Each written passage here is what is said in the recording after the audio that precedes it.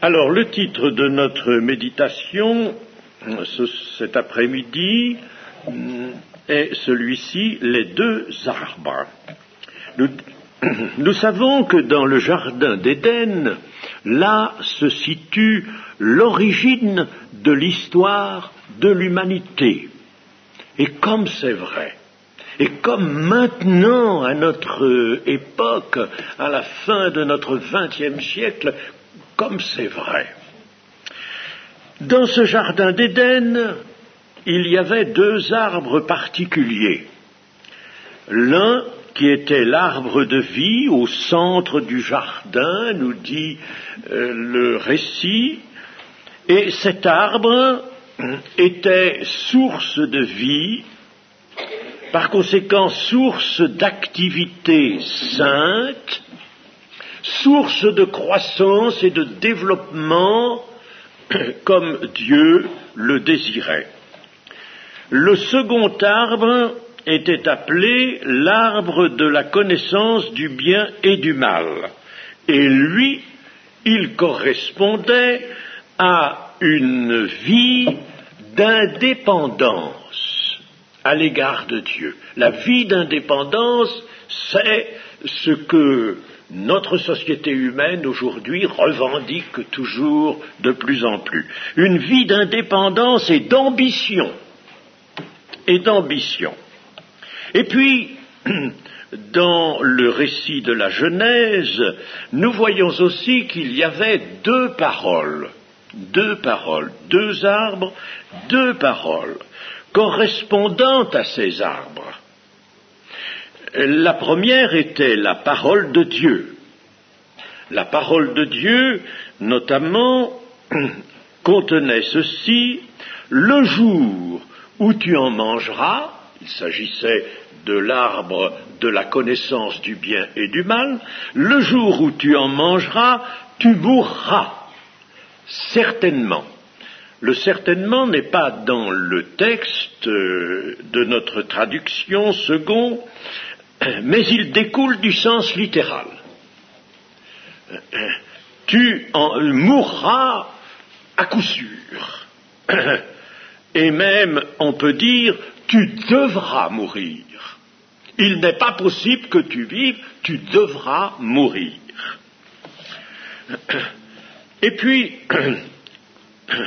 il y avait alors une seconde parole, la parole du serpent. La parole du serpent. Vous la connaissez, rien ne nous empêche de la relire, n'est-ce pas, parce que le libellé est quelque chose à quoi il faut prendre garde. Alors, le serpent, c'est au chapitre 3 de la Genèse. Le serpent était le plus rusé de tous les animaux des champs que l'Éternel avait faits. Il dit à la femme: Dieu a-t-il réellement dit: vous ne mangerez pas de tous les arbres du jardin? Point d'interrogation. La femme répondit au serpent: nous mangeons du fruit des arbres du jardin, mais quant au fruit de l'arbre qui est au milieu du jardin, Dieu a dit: vous n'en mangerez point et vous n'y toucherez point, de peur que vous ne mouriez. Alors là, déjà, il y a une inflexion, on voit combien, n'est-ce pas, la femme commence là à se laisser prendre à la séduction, de peur que vous ne mouriez. C'est pas du tout ce qui était dans la parole de Dieu. Vous mourrez certainement. C'est ce que la femme aurait dû dire au serpent. Vous mourrez certainement. Donc, deux paroles, la parole de Dieu et la parole du serpent, qui était une incitation à manger le fruit de l'arbre de la connaissance du bien et du mal. Le choix entre ces deux arbres, le choix entre ces deux paroles aurait dû s'imposer. Il s'imposait. Or, il s'avère, de par le récit que nous avons, que ce choix a été mauvais. Et la question, en somme, se ramenait à ceci. le choix, si vous voulez, se ramenait à ceci. De quel arbre allons-nous vivre? De quel arbre? De l'arbre de la vie ou de l'arbre de la connaissance du bien et du mal, avec ses conséquences, vie d'indépendance et d'ambition. Vivre de l'arbre de la vie, cela consistait à garder la parole de Dieu, à repousser toute autre parole. Attention, le choix d'une parole, c'est capital. Garder la parole de Dieu, se consacrer à Dieu, réaliser le plan divin dans cette vie de soumission à Dieu. L'homme avait été créé nanti de la sagesse et il avait devant lui la possibilité de vivre éternellement. Ou bien alors vivre de l'arbre qui était l'objet de la tentation, l'arbre de la connaissance du bien et du mal. Vivre de cet arbre, c'est-à-dire vivre dans l'affranchissement de la dépendance de Dieu, vivre dans l'autonomie. Le terme est à conserver parce que, en effet, ce qui marque aujourd'hui l'état de chute qui provient du Jardin d'Éden, c'est que les hommes veulent vivre dans l'autonomie. Et quand on analyse un peu les médias qui s'expriment sur tant de sujets divers, on sent toujours là, au fond de toutes les propositions, au fond de tous les discours, on sent là ce besoin, ce désir d'autonomie, parce que n'oublions pas que c'est Satan qui est le prince de ce monde et qui inspire toutes choses. Et le monde est sous la direction, sous l'inspiration de Satan. Donc, vivre de l'arbre objet de la tentation, c'était vivre dans l'autonomie, dans le faux espoir d'être comme des dieux. Vous serez comme des dieux, d'être comme des dieux. C'était prétendre, en somme, tout concevoir par soi-même sans aucunement l'Esprit de Dieu.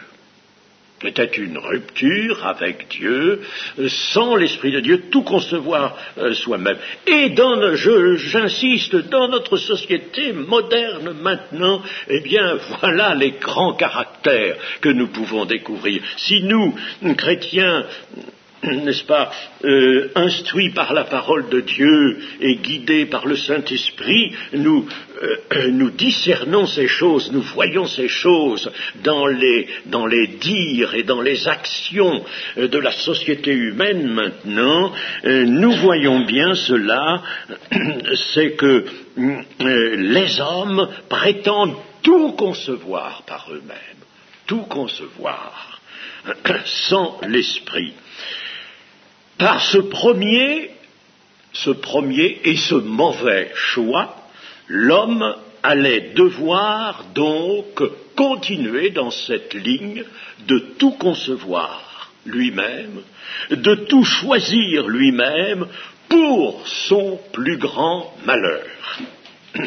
En somme, si même nous voulons ajouter quelque chose à cette première analyse, nous pourrions dire ceci, c'est que l'homme, après la chute, dès qu'il eut consommé la chute, l'homme était la moitié de ce que Dieu avait fait de lui. Qu'avait-il perdu? Il avait perdu la relation avec Dieu, il avait perdu l'Esprit de Dieu. L'Esprit de Dieu n'était plus avec lui, il était séparé de l'Esprit de Dieu. C'est pourquoi Dieu avait dit, tu mourras certainement. Aujourd'hui, en 1990, l'humanité se trouve toujours régie par ce premier choix. Et il est bon, nous, que nous réfléchissions à ces choses, parce qu'elles sont de nature à nous guider, à nous éclairer dans nos contacts, nos relations avec les hommes et les femmes de l'extérieur, vers lesquels le Seigneur nous envoie toujours avec porteur de la bonne nouvelle. L'humanité, donc, est régie par ce premier choix. Elle est jalouse de son autonomie. Jacques Monod, je ne sais pas si ça vous dit quelque chose, cet auteur, il est mort, mais il a été dans un très récent passé directeur de l'Institut Pasteur. C'était un homme qui avait obtenu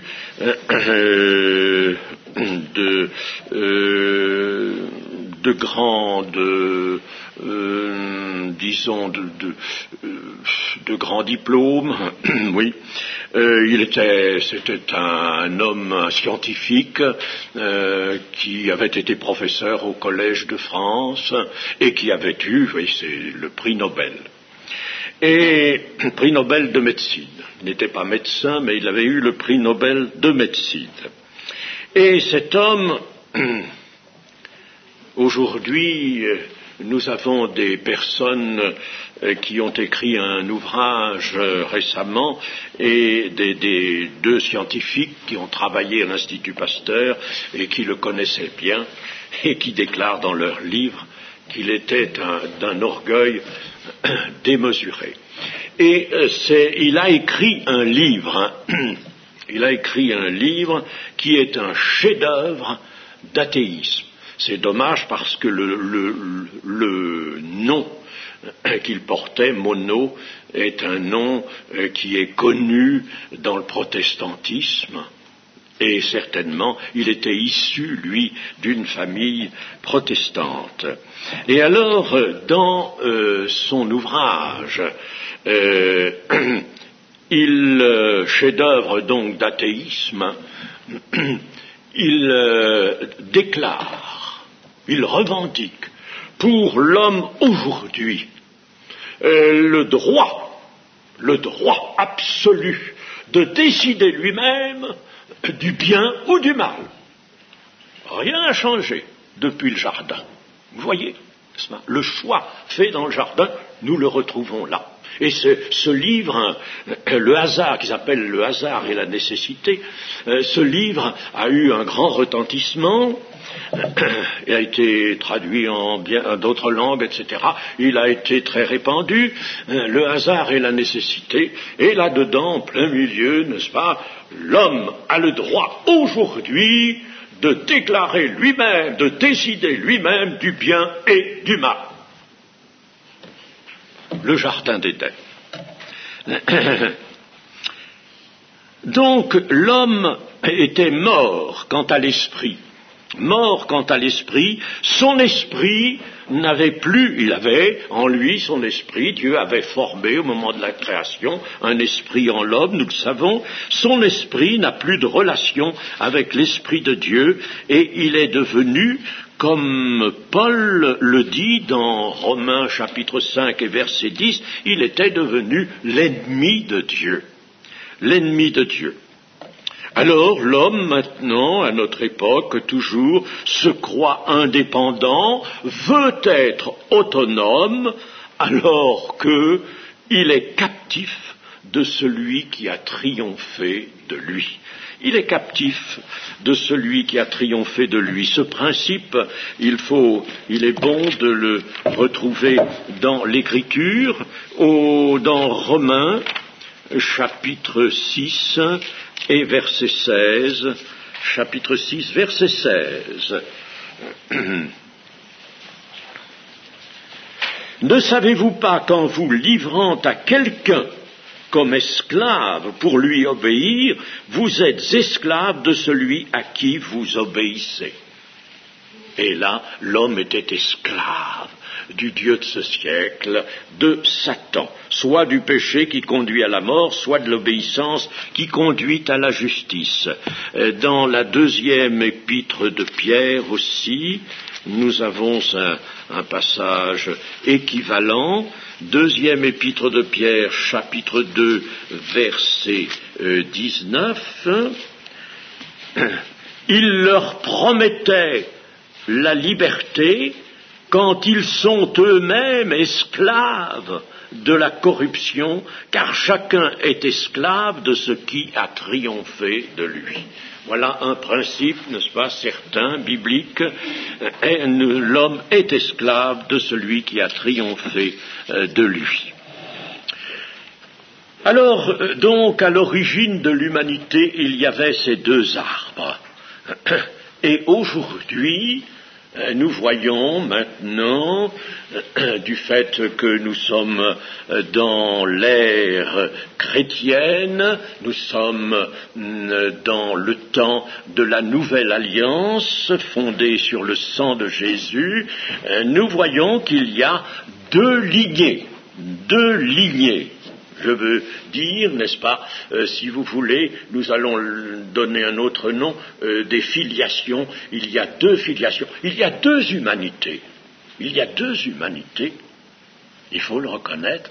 L'Église n'est plus la même humanité que le reste des hommes. Et alors, il y a deux manières de vivre. Il y a deux manières de vivre, toujours deux, voyez, deux arbres, deux paroles, deux manières de vivre. Il y a ce que la Bible appelle la vaine manière de vivre héritée des pères. C'est dans 1 Pierre 1, chapitre 1, verset 18. La vaine manière de vivre, c'est celle d'Adam.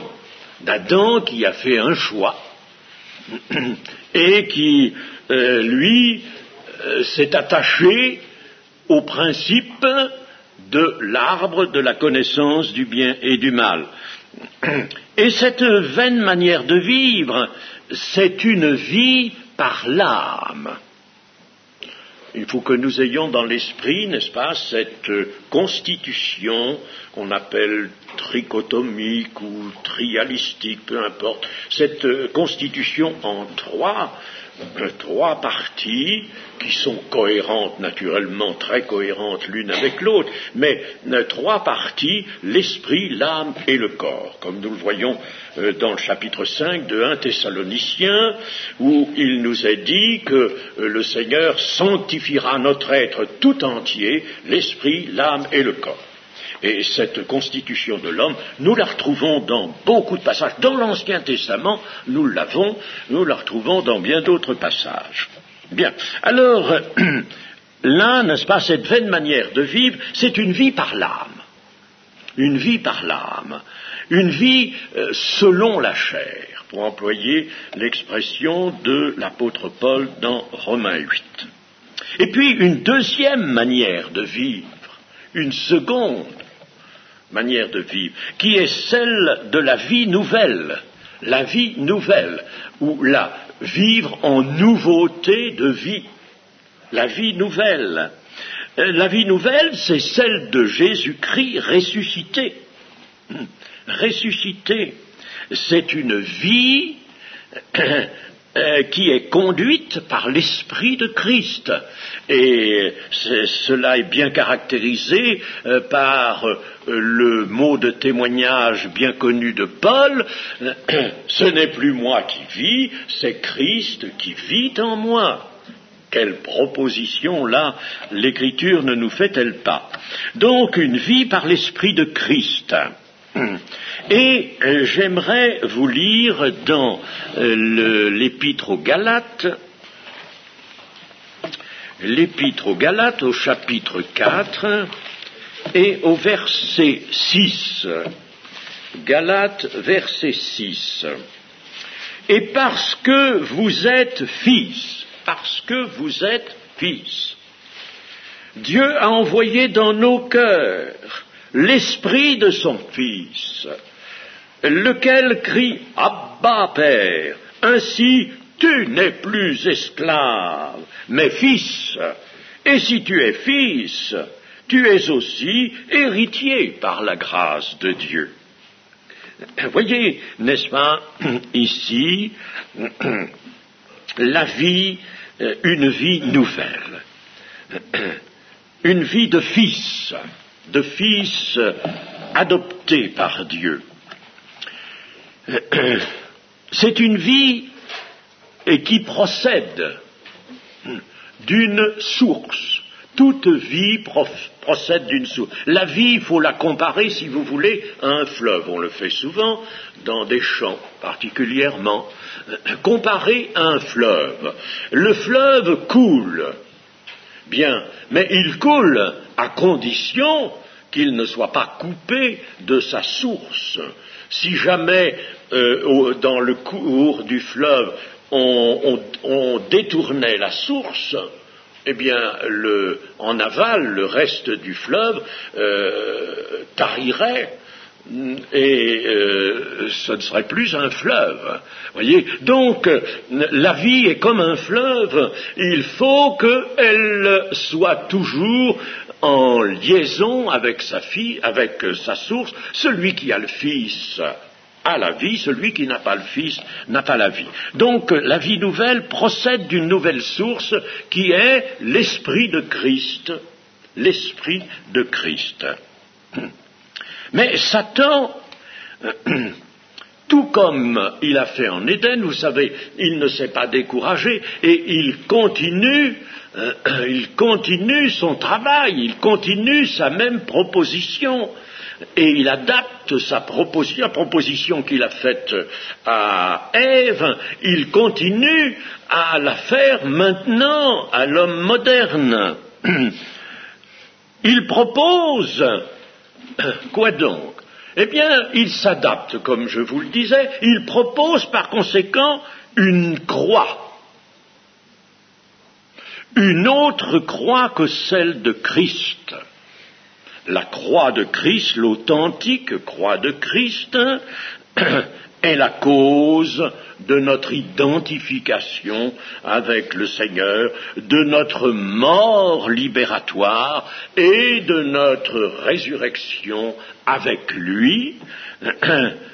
Et c'est cette mort libératoire et cette résurrection qui nous sépare de l'ancienne vie héritée du premier Adam, hérité d'Adam. Alors la croix que Satan propose, et cela est grave parce que elle fait des ravages dans la chrétienté, disons la chrétienté, elle fait emprunter à l'homme qui se dit chrétien un mode de vie qui semble être celui de la vie nouvelle et qui ne l'est pas. Un mode de vie moral, agréable, mais agréable, qui reste agréable à l'homme naturel, qui reste apprécié de l'homme naturel.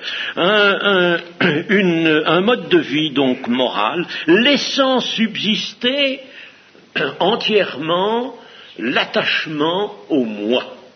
Vous savez qu'à la base de notre vie chrétienne, le Seigneur a placé ceci: si quelqu'un veut venir après moi, qu'il renonce à lui-même, non pas à quelque chose seulement, mais à lui-même, qu'il renonce donc à son moi, qu'il renonce à lui-même, qu'il se charge de sa croix chaque jour, et qu'il me suive. Donc, là, il n'y a pas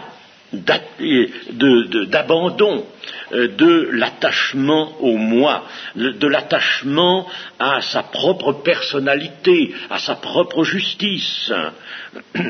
Et cette croix, cette fausse croix, convie même à des exaltations sous l'apparence de la communion d'un moment. Ce n'est pas moi qui ai analysé ces choses seulement, mais d'autres, des hommes de Dieu l'ont fait. Et il y a notamment quelqu'un qui l'a fait, dont vous connaissez le nom, c'est Finet. Finet, l'auteur des Réveils religieux, qui, dans un autre de ses ouvrages, qui s'intitule « Les faux croyants ».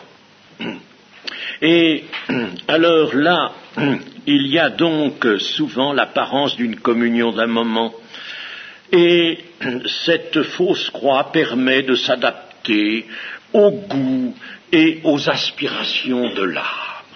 Et attention que dans nos églises, nous ne glissions surtout pas de ce côté-là. Nous ne remplacions pas ce qui est authentiquement spirituel, ce qui authentiquement vient de l'esprit, par des choses qui sont agréables non pas à Dieu, mais à l'homme lui-même, à l'homme naturel, aux aspirations naturelles de l'homme. Alors là, nous serions amenés à vivre un christianisme de la fausse croix. La nouvelle croix, le christianisme de ce que j'appelle la nouvelle croix, c'est la fausse croix. Le christianisme, en somme, de simulacre. Dans l'Ancien Testament, ce terme est employé, le simulacre. Le simulacre. Dieu n'aime pas le simulacre, bien sûr. Alors cette fausse croix laisse vivre le premier Adam. C'est le premier Adam qui vit. C'est pas le second, c'est pas le dernier Adam. Vous savez, n'est-ce pas, l'antithèse entre le premier Adam et le second Adam, c'est l'apôtre Paul qui a enseigné de cette manière-là. Eh bien, laisse vivre le premier Adam, et ainsi englober dans une telle séduction, le pseudo-chrétien, le faux croyant, le pseudo-chrétien prend un réel plaisir, même au milieu des autres, à chanter des chœurs entraînants, à regarder tout ce qu'on voudra bien lui montrer qui est distrayant, des films vidéo même, il les regardera. Et l'enthousiasme, l'engouement, l'enthousiasme prendra la place de l'inspiration de la grâce. Je n'en dirai pas plus sur ce chapitre-là, mais je ne voulais pas manquer de l'aborder. Chers amis, actuellement, nous courons un danger de ce côté-là. Moi, à certains moments, je ne reconnais plus la Pentecôte. Disons-le. Quand je vois que l'engouement, l'enthousiasme, l'aspiration à des choses que l'on goûte soi-même, qui sont agréables, remplace l'authentique adoration au Dieu vivant, la Pentecôte, on la considérait comme un temps de réveil, un mouvement de réveil. Donc, l'ancienne croix, la vraie croix de Jésus-Christ, c'est l'union avec le Christ en sa mort et en sa résurrection. L'union authentique. Chers amis, à la base de notre vie chrétienne, maintenant, il faut cela. Et je comprends pourquoi l'apôtre Paul nous fait souvent revenir à nos débuts. Il nous ramène, alors qu'il nous instruit bien au-delà, n'est-ce pas? Il nous dispense un enseignement qui va loin. Cependant, n'est-ce pas, il veut nous ramener au début. Mais c'est utile, c'est normal. Donc, l'ancienne croix, la vraie croix, c'est l'union avec Christ en sa mort et en sa résurrection. C'est l'identification absolument complète, certaine, avec le Christ. L'identification, j'aime bien ce terme, beaucoup l'emploient, il est juste, identification avec le Christ. C'est par la mort au péché, d'une part, par la mort à soi-même, d'autre part. Ça va ensemble, évidemment, que l'on passe dans la lignée de Christ, ou dans la filiation, si vous voulez, du dernier Adam, du second Adam. La filiation du Sauveur, la famille humaine nouvelle. Nous avons un petit chant là sur la famille de Dieu, n'est-ce pas? Oh, que j'aime la famille de Dieu, c'est bien. Mais pensons que si nous chantons cela, nous devons réaliser tout de même la profondeur de cette pensée que nous exprimons par le chant. La famille humaine, oui, la famille de Dieu, c'est bien, mais il faut avoir place dans cette famille et s'y tenir. Ainsi, il y a deux arbres en Éden, c'est le départ. Deux paroles, c'était encore en Éden. Il y a maintenant deux croix, la fausse et la vraie. Je ne veux pas pousser l'analyse, mais ça mériterait un développement, bien sûr, et on peut le faire, ce développement. Seulement, c'est pas toujours très édifiant. Alors, deux croix, deux vies opposées, deux vies différentes, la vaine manière de vivre et la vie nouvelle, la nouveauté de vie. Deux Adams, le premier Adam, le dernier Adam ou le second, deux destinées. Il n'y en a pas trois, il y en a deux. Deux destinées, vous voyez, deux arbres, deux paroles, deux croix, deux vies, deux Adams, deux destinées en opposition l'une à l'autre. Un arbre est opposé à l'autre, une parole est opposée à l'autre, une croix est opposée à l'autre, une vie est opposée à l'autre, un Adam est opposé à l'autre, une destinée, l'enfer, est opposé à l'autre, le ciel. Le Saint-Esprit, alors pourquoi sommes-nous venus là? C'est parce que vraiment c'est l'œuvre fondamentale du Saint-Esprit que de nous arracher à l'un pour nous attacher à l'autre. C'est le Saint-Esprit qui fera cette œuvre. Il nous arrachera à la considération d'un arbre pour nous maintenir dans la bonne considération de l'autre arbre. Il nous attachera à la vraie parole de Dieu pour nous écarter, nous éloigner et mettre en nous une résolution de chasser loin de nous toute autre parole que la parole de Dieu.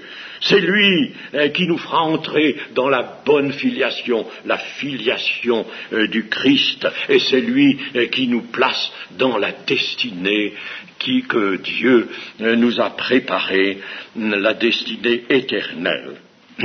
Donc le Saint-Esprit nous arrache à l'un pour nous attacher à l'autre. Telle est sa grande et merveilleuse fonction. C'est-à-dire que toutes les opérations, c'est le terme que nous trouvons dans 1 Corinthiens, les opérations du Saint-Esprit, en somme, prennent place dans cette grande considération que la fonction du Saint-Esprit est de nous attacher d'un côté pour nous détacher, ou si vous voulez, nous détacher d'un côté pour nous attacher de l'autre du bon côté.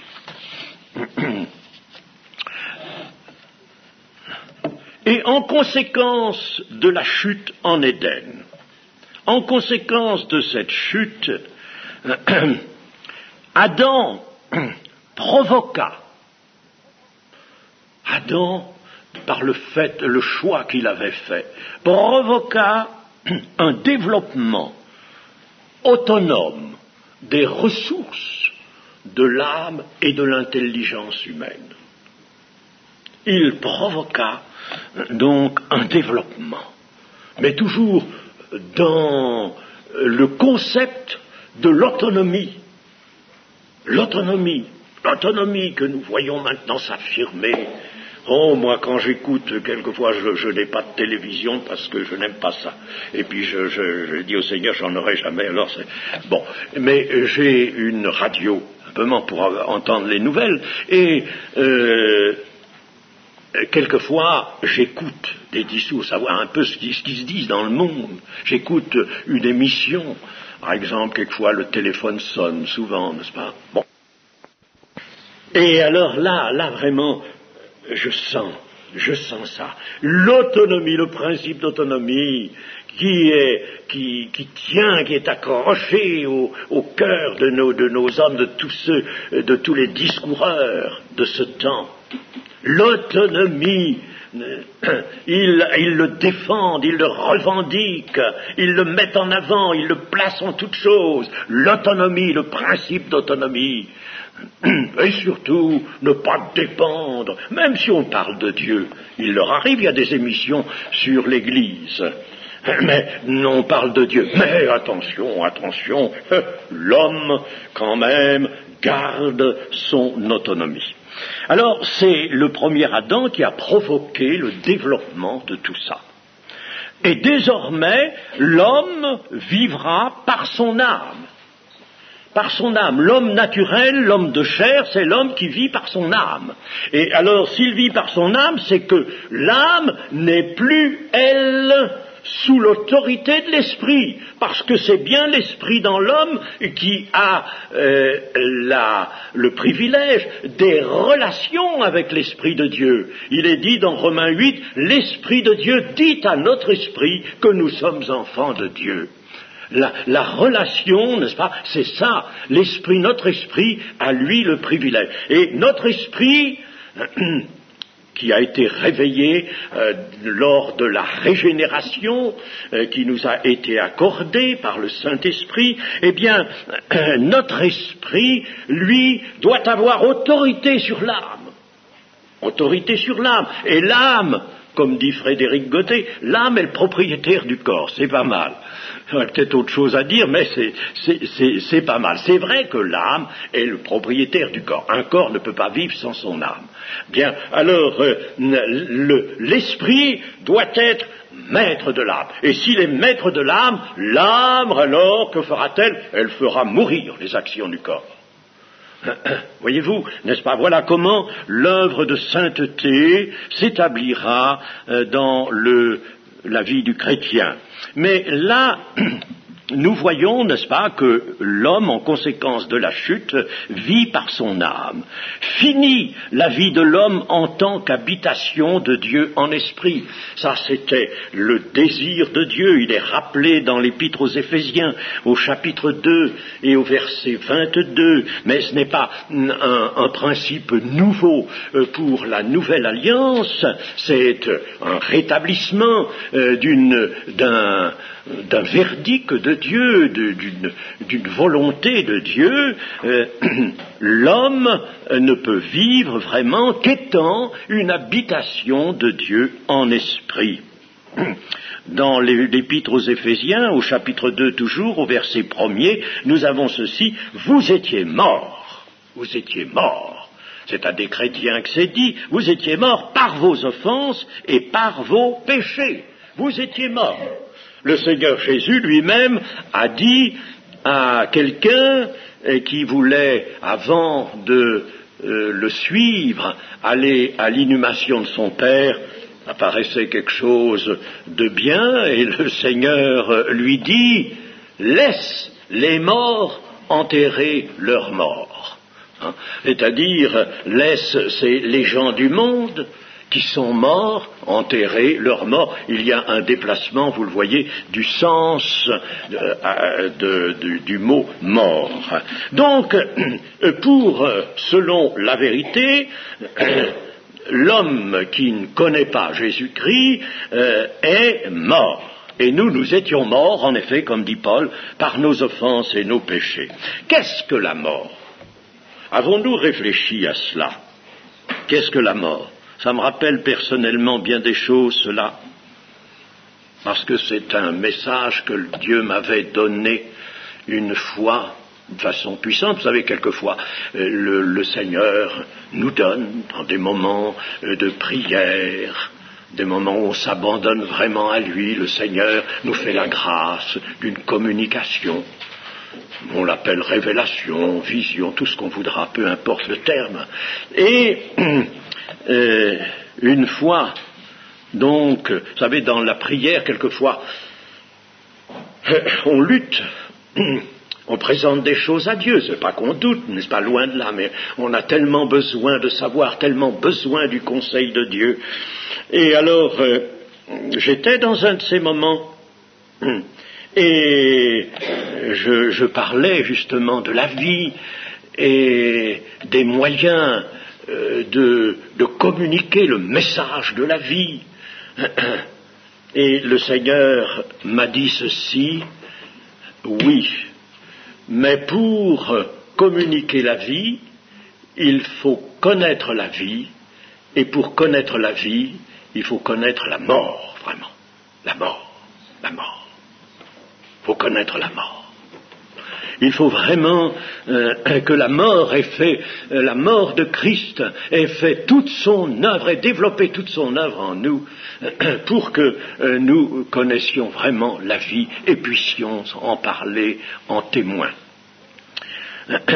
Donc, qu'est-ce que la mort? La mort, c'est, d'une façon générale, je ne fais pas là de distinction entre la mort physique et la mort spirituelle.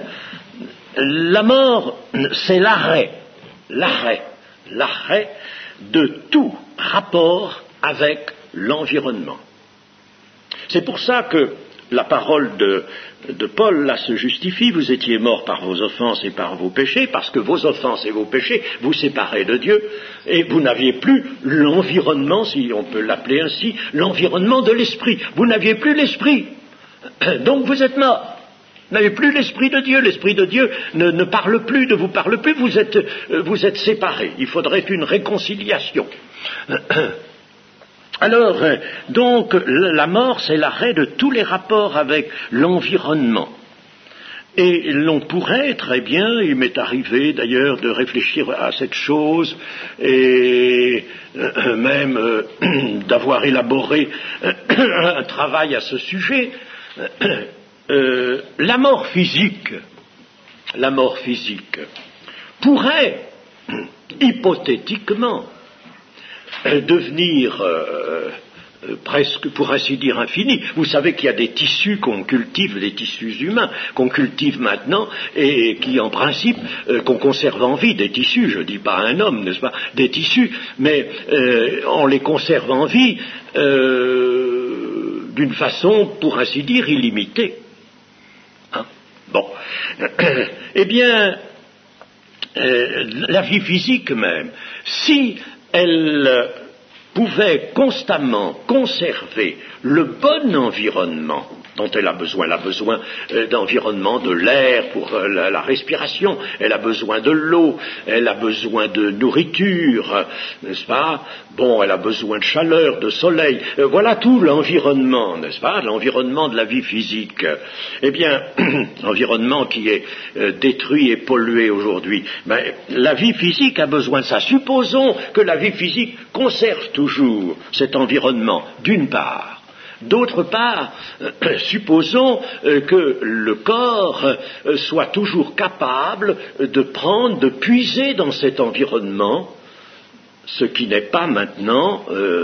La mort du corps arrive parce que justement le corps, à certains moments, se trouve en face de l'incapacité de puiser comme il convient dans son environnement. Mais si cela était, je dis bien hypothétiquement, la vie pourrait se prolonger.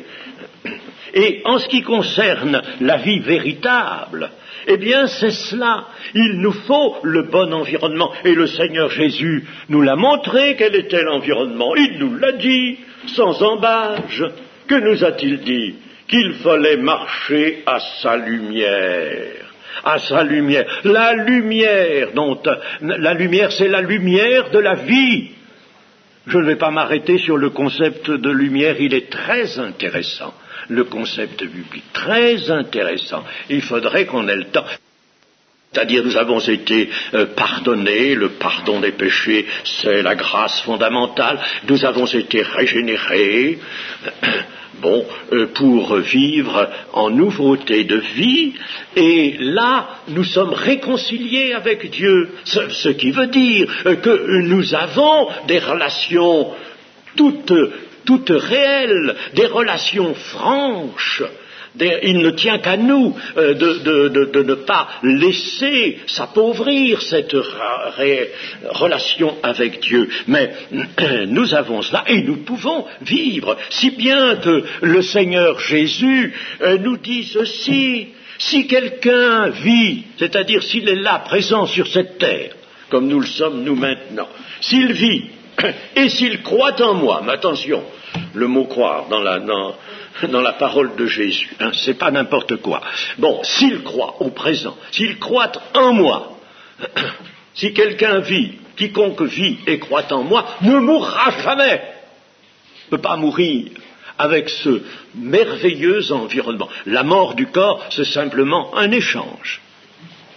Un échange. Ce corps-là ne peut pas hériter le sang. Le sang et la chair ne peuvent pas hériter le royaume de Dieu. Bon, mais un autre corps viendra pour supporter l'esprit et l'âme qui auront été sanctifiés.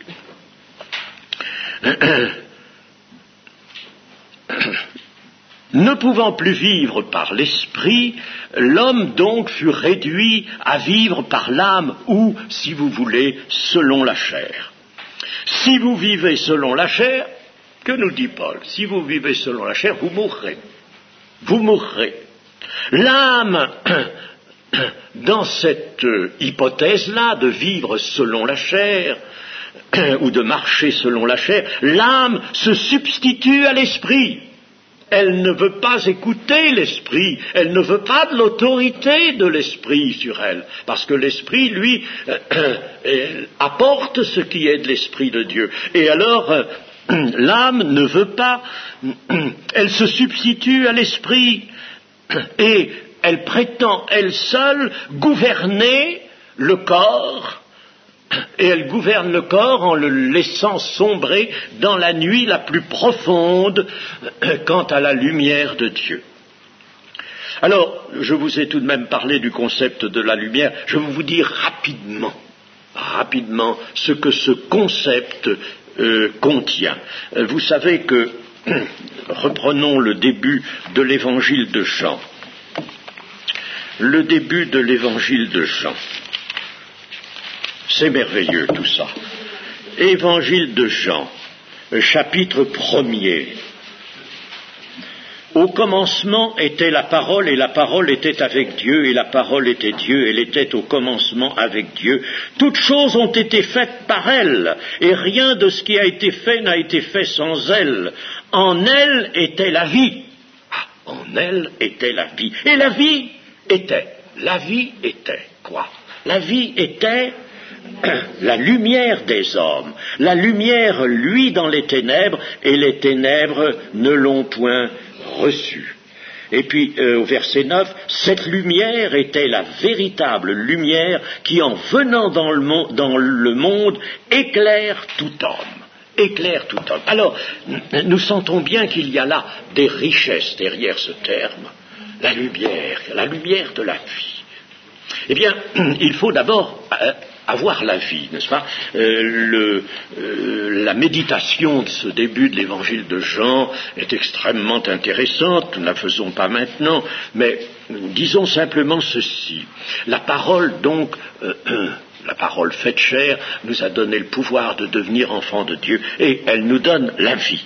Bien. Et alors, ayant la vie, nous avons la lumière de la vie. C'est ça, le magnifique enrichissement qui permet la vie à toujours. Et alors, la lumière de la vie, voici comment on peut la considérer succinctement. Dans cette conception, il y a la révélation intérieure de Dieu, la révélation quant au caractère de Dieu, quant au grand caractère de Dieu. La révélation du Père, nous en avons besoin, on ne peut pas s'en dispenser, et le Seigneur la donne à qui il veut. Donc il y a la révélation intérieure de Dieu, du caractère de Dieu. Puis, il y a le sens profond de la vérité. Vous le sentez, malheureusement, chez certains, il n'y a pas cela peut nous attrister quelquefois. Il n'y a pas ce sens de la vérité. Il faut qu'il y soit. Avec la lumière, il y ait le sens profond de la vérité, la droiture de cœur. Il y a aussi une vie juste et sûre de toutes choses. Une vie juste et sûre de toutes choses. L'apôtre Paul dit, nous ne sommes jugés par personne, mais nous jugeons de tout. C'est pas une parole d'orgueil, ça, n'est-ce pas? C'est une parole toute vraie, toute simple. Nous jugeons de tout. Qu'est-ce que ça veut dire? Mais ça veut dire que, justement, avec la lumière, nous voyons comme Dieu voit. Nous jugeons comme Dieu juge les choses, non plus comme le monde les voit et les juge, mais nous les jugeons comme Dieu, nous voyons comme Dieu. C'est magnifique, ça. C'est remarquable, c'est grand. Nous voyons comme Dieu voit. Et puis enfin, dans cette lumière, il y a l'état de sainteté et de perfection. Voilà la lumière de la vie. Celui qui a la vie a la lumière de la vie. Il manifeste cette lumière. Et c'est pourquoi le Seigneur Jésus dira, vous êtes la lumière du monde. Laissez cette lumière, mettez-la en évidence, et laissez cette lumière rayonner sur le monde. Vous êtes la lumière du monde.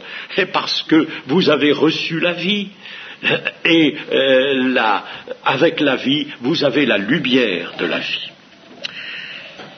Le Saint-Esprit régénère donc le pécheur repenti selon l'œuvre de la rédemption.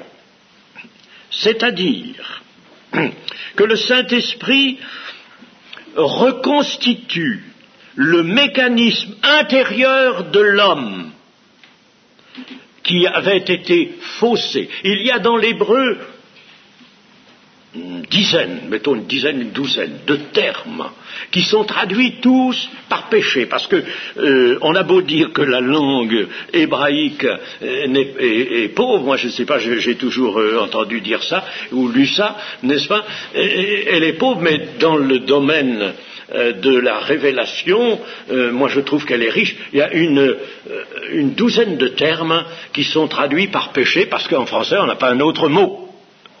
Et il y a notamment un mot hébreu qui signifie, signifie tordu. À la chute, l'homme a subi une déformation, une torsion. Il est tordu. Et c'est pourquoi d'ailleurs l'Ecclésiaste dit on ne peut pas redresser ce qui est tordu. On ne peut pas. Il est tordu, il est déformé. Il y a donc une déformation. Et le Saint-Esprit va remettre en bon fonctionnement le mécanisme intérieur de l'homme. Je ne parle pas nécessairement de son corps, quoique il apportera aussi la guérison du corps, mais il va réveiller l'esprit et il va permettre à l'esprit de s'établir dans une communion avec le Seigneur. Le Saint-Esprit, donc, quant à l'homme, nous avons parlé de l'homme pécheur repenti, le pécheur repenti, bien, le Saint-Esprit va lui faire changer d'arbre. Il va changer d'arbre. Il va abandonner l'arbre de la connaissance du bien et du mal, il va se trouver devant l'arbre de vie, et l'arbre de vie, maintenant, c'est Jésus-Christ. Il va se trouver il va changer d'arbre, il va changer de filiation, il n'est plus dans la filiation du premier Adam, il entre dans la lignée, dans la filiation du second Adam. Et pour cela, que fait le Saint-Esprit? Eh bien, il nous fait naître de nouveau. Il nous fait naître d'eau et d'esprit, et il amène ce pécheur repenti à vivre de l'arbre de la vie. Voici comment s'exprime Ésaïe au chapitre 40 au verset 31. Ceux qui espèrent dans le Seigneur retrempent leur énergie, ils prennent de l'envergure comme des aigles, ils s'élancent et ne se fatiguent pas, ils avancent et ne faiblissent pas. Ça c'est la traduction Tob, traduction œcuménique, mais je trouve qu'elle est bonne là. Ceux qui espèrent, dans l'Ancien Testament, espérer, c'est l'équivalent de s'attacher par la foi. ceux qui s'attachent par la foi, ceux qui donc croient dans le Seigneur, retrempent leur énergie, c'est bien ça, ils prennent de l'envergure comme les aigles, de l'envergure, ils sont capables d'aller haut, de voler. Ils s'élancent et ne se fatiguent pas, ils s'avancent et ne faiblissent pas. Et la faiblesse est changée en force. La faiblesse est changée en force. Les enfants de Dieu deviennent forts dans la mesure de leur faiblesse. Le Seigneur Jésus aussi était faible dans son humanité. On a l'occasion de le voir. Il était faible dans son humanité. Mais là, les enfants de Dieu deviennent forts dans la mesure de leur faiblesse dont ils sont conscients. Heureux les pauvres en esprit, car le royaume des cieux est à eux maintenant. Ils sont déjà entrés dans le règne, ils entrent dans le règne, ils ont commencé à régner. La faiblesse, c'est la faiblesse propre de l'homme. Nous en avons parlé déjà, n'est-ce pas? La faiblesse propre de l'homme. La force, c'est celle de Dieu. La faiblesse, c'est de l'homme, mais la force, c'est de Dieu. Et vous connaissez cette parole de l'apôtre Paul, je vais la reprendre tout de même, elle est dans 2 Corinthiens, chapitre 12 et verset 10... Chapitre 12, verset 10, « C'est pourquoi je me plais dans les faiblesses, dans les outrages, dans les calamités, dans les persécutions, dans les détresses, pour Christ, car quand je suis faible, c'est alors que je suis fort. » C'est pas l'orgueil non plus, ça, n'est-ce pas? C'est la vérité. Quand je suis faible, c'est alors que je suis fort, parce que Dieu voit là l'homme qui s'abandonne à lui, l'homme qui vient sans aucune prétention, qui n'apporte pas sa propre sagesse, rien, mais qui attend tout de Dieu. Alors là, Dieu lui donne la force. Oh, chers amis, nous avons besoin de force.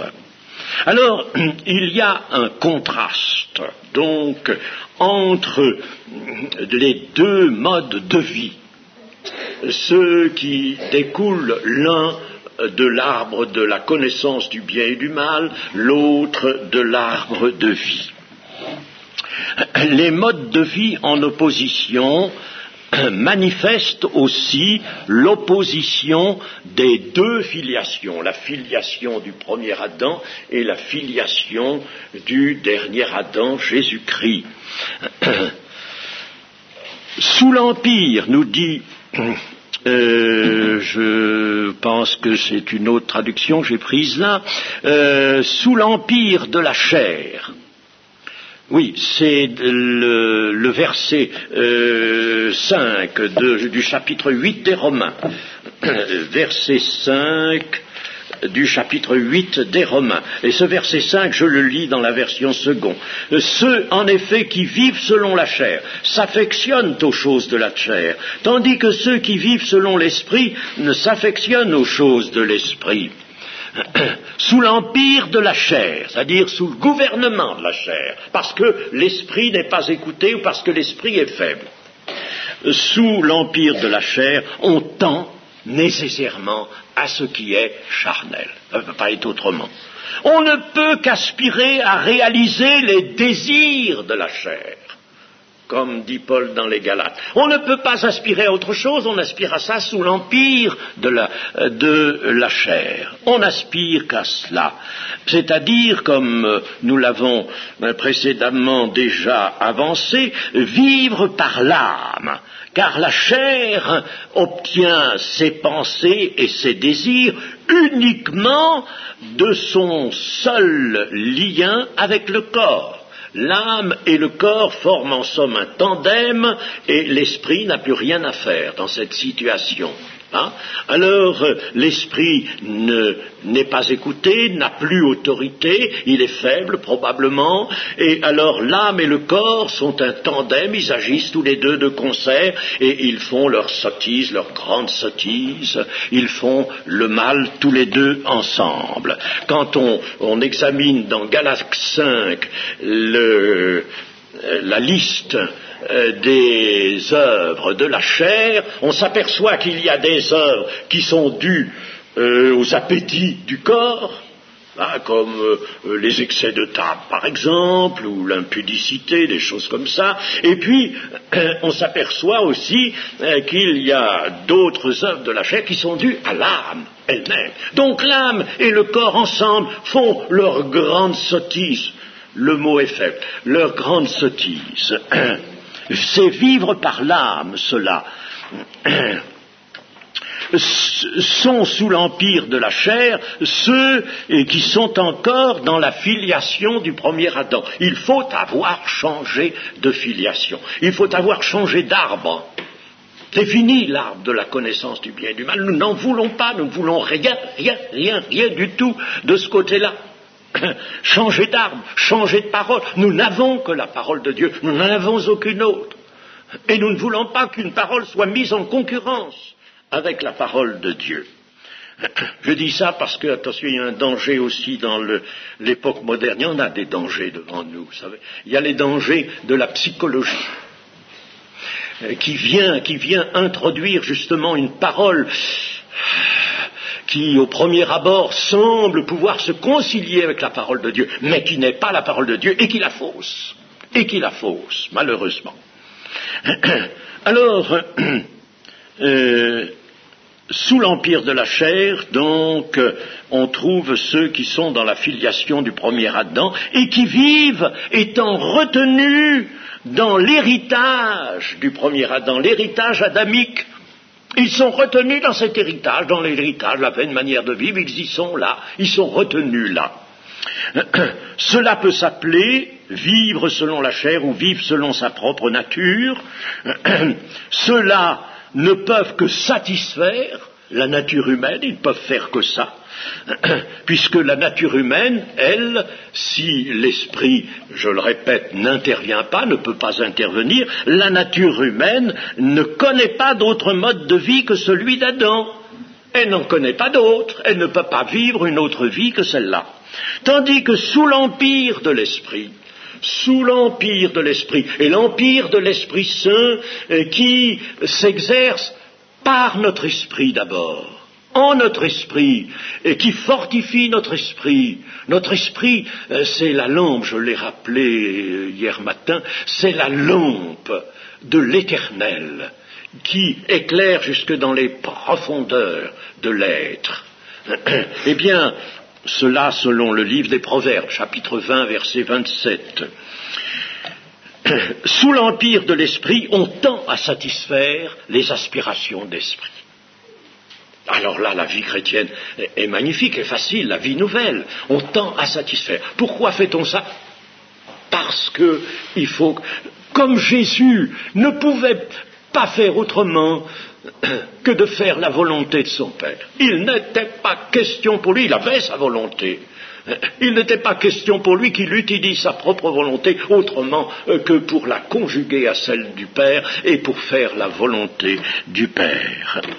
Il en est de même pour le vrai chrétien, le chrétien qui vit selon l'Esprit, sous l'empire de l'Esprit.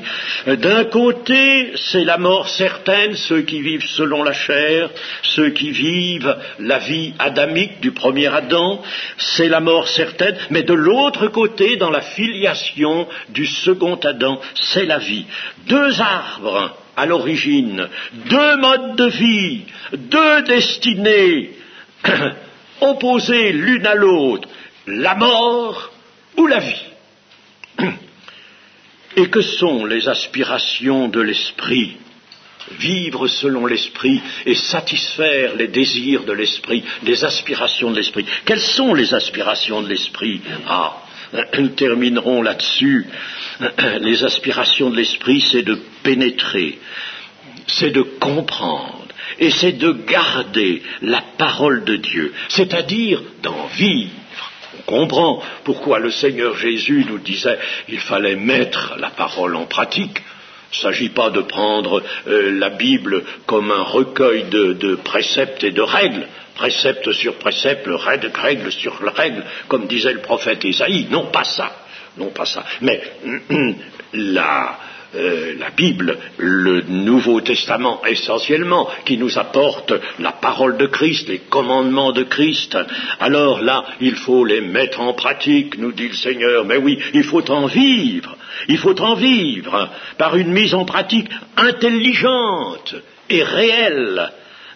Ce que l'Esprit enseigne et propose, c'est à cela qu'aspirent ceux qui sont entrés dans la filiation du second Adam de Christ. 2 arbres à l'origine, 2 vies, 2 destinées, 2 paroles même, 2 croix aussi. Attention, chers amis, nous sommes d'un côté, d'un seul. Nous ne sommes pas de ceux qui vivons, qui clochons des 2 côtés, des 2 pieds, ou ceux qui veulent avoir 2 maîtres. Attention de ne pas avoir 2 maîtres. On ne peut pas vivre ainsi.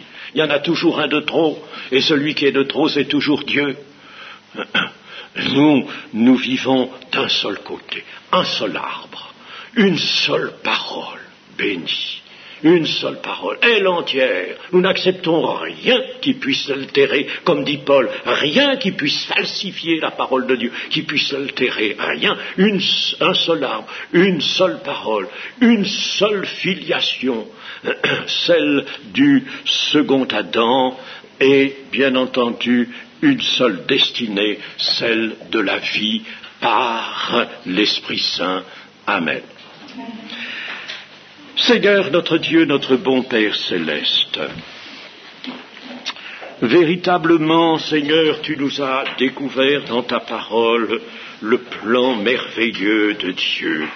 Et bien que ce soit des choses très élevées, des choses que l'intelligence humaine ne pourrait pas seule pénétrer, mais tu nous as révélé ces choses par l'Esprit, et tu nous les fais découvrir par ton Esprit, et tu nous montres combien c'est grand, combien c'est beau de te connaître, de t'écouter, de vivre selon ta parole, selon les commandements, comme c'est grand, comme c'est merveilleux. Il n'y a qu'une vie qui soit éternelle, il n'y en a pas d'autre, il n'y a qu'une vie qui soit sainte, celle de la vie nouvelle de résurrection en Jésus-Christ. Seigneur, reçois notre reconnaissance. Nous te rendons grâce et gloire pour tant d'amour pour nous, au nom de Jésus-Christ, ton Fils. Amen.